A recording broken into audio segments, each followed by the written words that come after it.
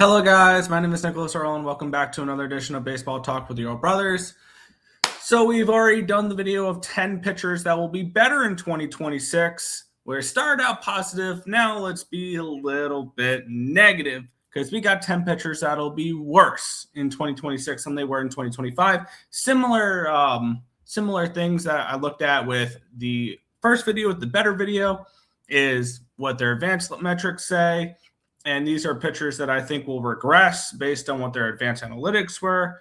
And now I'm not saying that these pitchers are going to suck. I'm saying that their numbers that they put up will be worse in 2026 than they will in 2025. Now, some pitchers I think will fall off more dramatically than others. Let's get it started here because we have Nick Pivetta of the San Diego Padres as our first guy here. Nick Pivetta He's in year 2 of his 4-year contract with the Padres.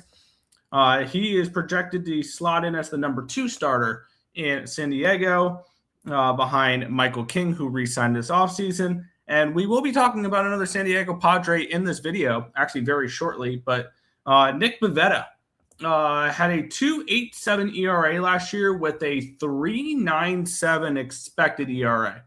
His expected ERA was not only higher than his ERA, but it was 1.1 runs higher than his expected ERA. How is that possible? Well, he had a 235 BABIP, batting average of balls in play, which was 6th best among pitchers with 100-plus innings last year.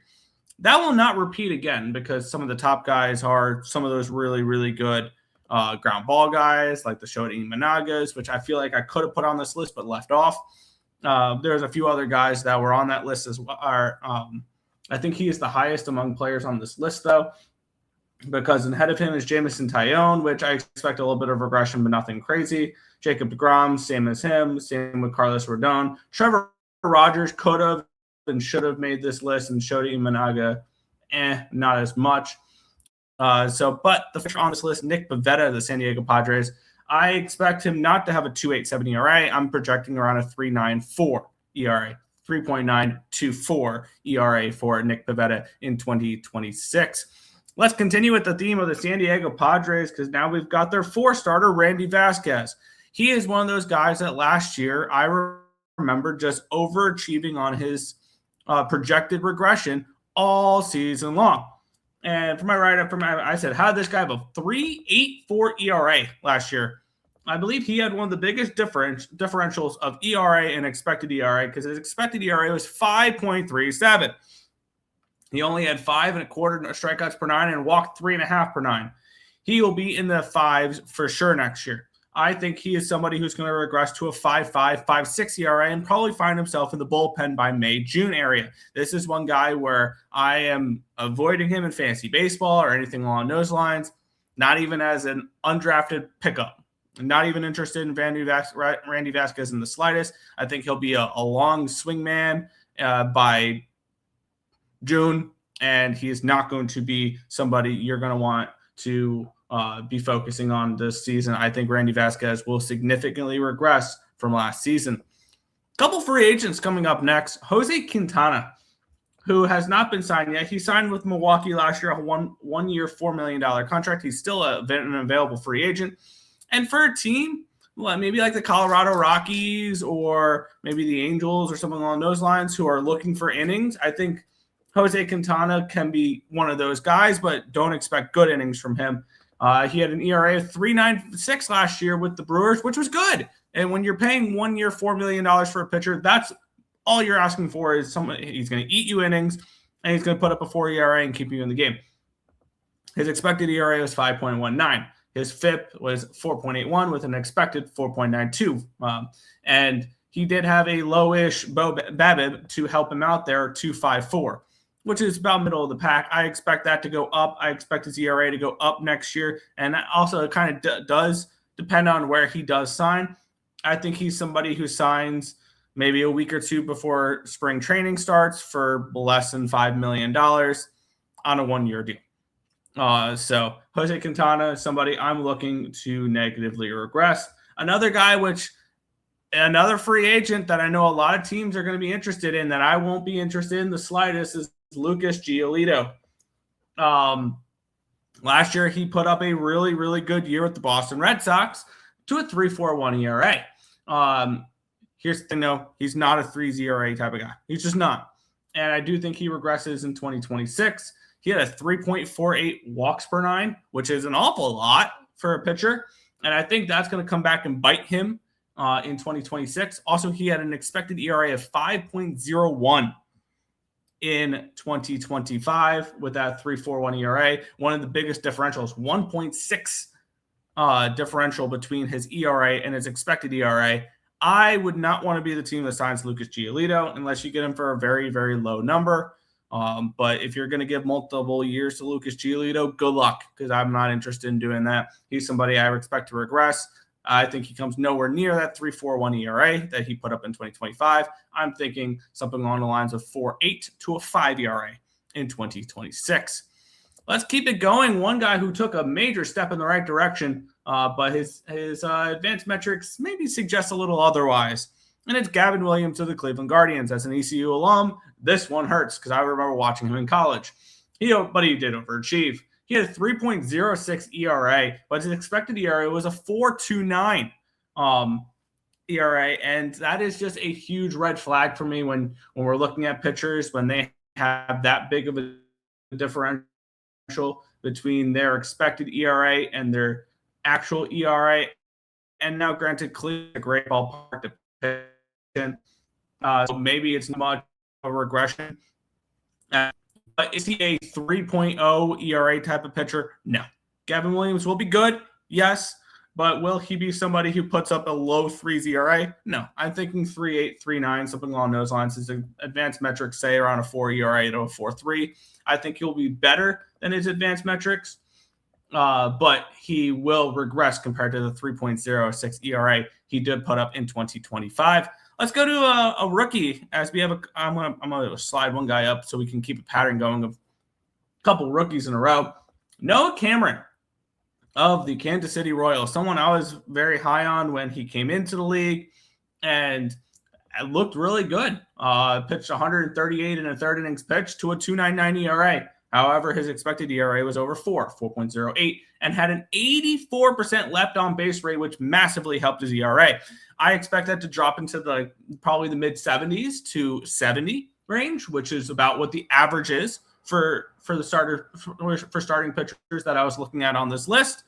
And when that happens, his ERA is going to jump to around a 3.6 to a 3.8 in my opinion. So is he somebody who's going to suck? No. He was a rookie that pitched to a sub-3 ERA. Will he be back below a 3 ERA next year? Absolutely not. Not going to happen. No, Cameron, someone I'm definitely looking to regress a little bit. But does that mean he's a bad pitcher? No. I just think he won't be the 2.99 ERA. I'm thinking more like 3.8 range rather than the 2.99. And let's keep going with another rookie here, Cade Horton, which Cade Horton is projected to slot into the 3 role on the Chicago Cubs in the rotation behind Matthew Boyd and Edward Cabrera. He overachieved, I think, for sure during his rookie campaign. Pitched to a 2.67 ERA, which is good. But his expected ERA was a 3.88. So his expected ERA was 1.21 higher in 2025 compared to his actual ERA. Now, does this mean he is going to suck? No, I think he's going to regress to around a 3.6, 3.7 type of ERA compared to the 2.67 that he put up in 2025. Is he still going to be a good starting pitcher? Yes. Is he still going to be a solid 3 in that rotation? Absolutely. Is he going to be a sub-3 ERA guy? No, and not in the slightest. I do think he regresses to around that 3.6 range rather than throwing up a 2.67. So I do expect his ERA to jump next year in 2026. Cade Horton, someone I'm looking to take a little bit of a step back, which sucks because I do have a rookie card for him that's numbered. So I would like for him to pitch well. But with that being said, we'll move on. Third to last pitcher on this list, Kodai Senga. He is a really, really confusing pitcher for the New York Mets because before his injury, he was unbelievable. But even before his injury, a lot of people were projecting his regression because I believe he had a ERA in the ones, but his expected ERA was in the high threes. And even after the injury, his advanced metrics just continued to get worse and worse. And he is currently slotted as the sixth man in the six-man rotation for the New York Mets. I am higher on a Sean Manaea bounce back than I am a Kodai Senga bounce back personally, because he is somebody who is just he's always thrown to a lower ERA than his expected ERA, Kodai Senga, and I just don't know how. He walks 4.37 per 9. Would not shock me if the Mets continue to try to shop him in the offseason. He is somebody that I expect to regress in a pretty significant way, and he did, I think, finish with like a 3.3 ERA last year. I expect that ERA to be closer to a 4 this year than I do to that 3.3. And that's even if he stays with the Mets. I wouldn't be shocked if he gets traded at some time during the offseason. And if not during the offseason, maybe during the trade deadline. There. 2 pitchers left. This one feels like a layup pick for me for a pitcher that will regress in 2026, and that is Nathan Eovaldi of the Texas Rangers. Last year, he threw to in 130 innings pitched, he threw to a 1.73 ERA. His expected ERA was 3. And is this me saying that Nathan Eovaldi is going to suck next year? Absolutely not. This is just way too easy of me of a pitcher that I had to throw on this list because he will not throw to a sub-2 ERA. I think his ERA is going to be a 3.2 to a 3.4 range when it comes to 2026. And that's expecting him to stay healthy the whole year as well, which he did struggle with. But when he was healthy, he was one of the best pitchers in baseball. He can be the ace of that staff. Now, Jacob deGrom is the ace of that staff, and they got Mackenzie Gore, Jack Leiter as well on that staff. It's a really good pitching staff for Texas. Granted, I don't believe in their hitting at all. But with that being said, Nathan Eovaldi, it was, for me, a very easy pick to regress next season because he did put up a 1.73 ERA and his expected ERA is above 3. So that's something I am expecting him to regress in this next season. And the last one here, and I know a lot of people are going to shit on me for this one, but let's talk about it. Paul Skenes of the Pittsburgh Pirates, obviously the ace of the staff, the Cy Young winner in 2025. And now, this is partially, I do think he will regress a little bit, but let's be realistic. His expected ERA was a 2.65 when he put up a 1.97 ERA for the 2025 season. And this is also me wanting to throw him on the thumbnail to get some clicks, to be completely honest as well, because I know people see Paul Skenes on a thumbnail and be like, how is this guy supposed to regress? I'm just saying he won't have a sub-2 ERA next year. I think it'll be in the 2.6 to 2.8 range. He'll still be a sub-3 ERA guy. He will still be a Cy Young contender, but he will not be a sub-2 ERA type of pitcher. So that is all that's all that I'm getting at with Paul Skenes. I'm not saying that he is going to suck. I'm not saying that he is going to not be an ace, that he's not going to contend for a Cy Young award. But at the end of the day, he's not going to put up a sub-2 ERA again. He is going to put up something along the lines of a 2.4, a 2.6 to a 2.8 range. So those are my 10 pitchers that I think will be worse in 2026. Nick Pivetta, Randy Vasquez, Jose Quintana, Lucas Giolito, Gavin Williams, Noah Cameron, Cade Horton, Kodai Senga, Nathan Eovaldi, and Paul Skenes. Let me know some pitchers I left off in this list that you think should be added on this list that are not. Keep in mind, I looked at only pitchers that threw 100-plus innings last year.